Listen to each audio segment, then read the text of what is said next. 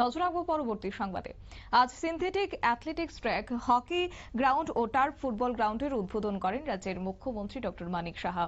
একই সঙ্গে বিশেষ অতিথিরা আজকে উপস্থিত ছিলেন এবং পাশাপাশি উপস্থিত ছিলেন দীপা কর্মকার এবং আগরতলার বাধারঘাট স্থিত দশরথ দেব স্টেট স্পোর্টস কমপ্লেক্সে যুব বিষয়ক ও ক্রীড়া দপ্তরের উদ্যোগেই এই সিনথেটিক ফুটবল গ্রাউন্ডের উদ্বোধন করা হয়েছে। কি রয়েছে বক্তব্য শুনুন। মানে ওকে মানে আমি তারাও করছি, সেখানে গিয়ে আলটিমেটলি ক্রস করে ওর আগে চলে গেলাম এবং আমি জিজ্ঞেস করলাম তুমি কি নাইট কলেজে পড়ি? বলে যা, তুই গিয়ে নাইট কলেজে যাবে তো টের।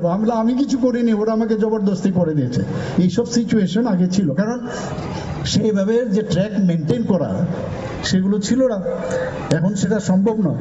যাই হোক, আমরা তিনজনে গেলাম, কিন্তু স্যারের অভিজ্ঞতা ছিল না যে ক্রস কান্ট্রি ধরতে গেলে আমরা তো রানিং শো নিয়ে গেলাম, আমরা ক্যাটস নিয়ে গেলাম, কিন্তু ওইগুলো ক্রস কান্ট্রিতে চলে না।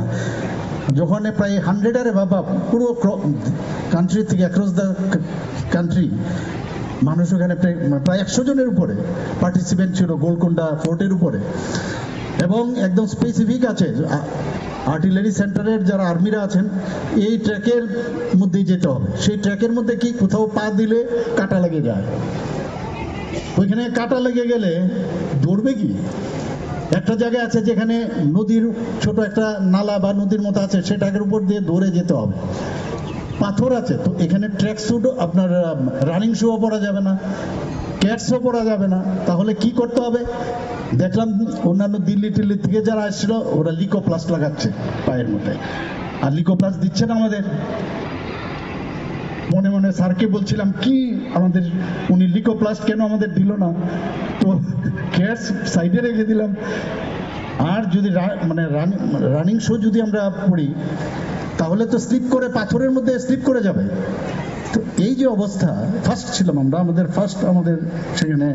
তো আমাদের মধ্যে ওখানে গিয়ে প্রথমে আমরা হকচকিয়ে গেছি, এক জায়গায় তো জলের মধ্যে লাফ দিতে গিয়ে পড়েই গেলাম। তারপরও লাল বাহাদুর শাস্ত্রী স্টেডিয়ামে আমার যে পজিশন ছিল, আমার এখনো মনে আছে 13th পজিশন।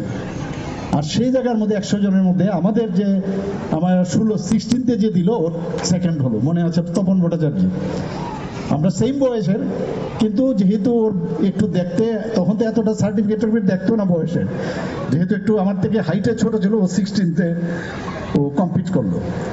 তো যাই হোক, আমরা খুশি মনে আমরা এলাম, মেনেও আমরা কোনো প্রাইজ পেলাম না, কিন্তু এই শুরু হলো। এবং এই যে কাটা পায়ে ঢুকলো প্রায় 1 মাস সমানে, এই কাটা বের করতে করতে আমার, আর এইগুলো কাটাগুলো ধরাও যায় না এমন অবস্থা।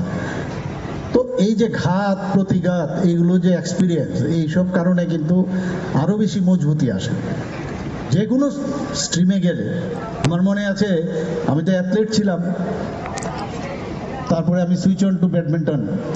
এখানে আমার রতনবাবু আছেন, আমার বড় ভাই, ওনারা সাংঘাতিক মানে ইয়ং, কলকাতায় প্র্যাকটিস করেন, সেখানে দীপু ঘোষ থেকে আরম্ভ করে কাজল শাহ থেকে আরম্ভ করে বড় বড় প্লেয়ারদের সাথে খেলেন ওএমসির মধ্যে। তো যেহেতু আগরতলা মেয়েদের খেলা হতো, গেলাম একদিন, যাওয়ার পরে আমাদের সাথে কেউ খেলে না। নবচন্দ্র সিং করে মণিপুর থেকে একজন এনআইএস কোচ এসেছিল ব্যাডমিন্টনে।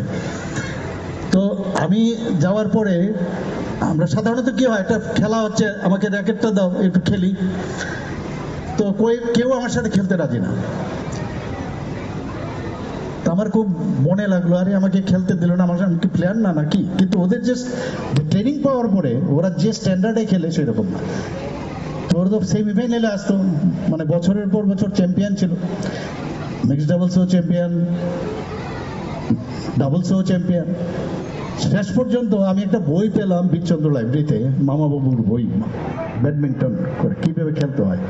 সেই ব্যাডমিন্টন পড়ে, আর Nabachandra Singh by this time he went away, সেই বই পড়ে আমি শ্যাডো প্র্যাকটিস থেকে আরম্ভ করে আমি বললাম এই যে পরিশ্রম, এই কাটা যে লেগেছে, পরিশ্রমের কারণে দম তো আছে, যে ব্যাডমিন্টনের সমস্যা নয়। সেখান থেকে এই ব্যাডমিন্টন, কারণ এখানে ডিস্ট্রিক্ট আপনারা শুনেন মুখ্যমন্ত্রীর বক্তব্য। অর্থাৎ আজ যুব বিষয়ক ও ক্রীড়া দপ্তরের উদ্যোগে এবং মুখ্যমন্ত্রীর হাত ধরে উদ্বোধন হয়ে গেল synthetic athletics track, hockey ground ও টার্ফ ফুটবল গ্রাউন্ডের। এবং বিশেষ করে রাজ্য সরকার উন্নয়নে জোর দিয়েছে। বিশেষ করে ক্রীড়া ক্ষেত্র হচ্ছে অন্যতম, কেননা যুব প্রজন্মকে খেলাধুলার প্রতি আসক্ত করতেই এই উদ্যোগ আগামী দিনে যথেষ্ট তাৎপর্যপূর্ণ ভূমিকা রাখবে বলেও কিন্তু মনে করছে ওয়াকিবহাল মহল। সংবাদ আপাতত এই পর্যন্তই। পরবর্তী আপডেটের জন্য চোখ রাখুন শুধুমাত্র নিউজ ভ্যানগার্ডের পর্দায়। নমস্কার।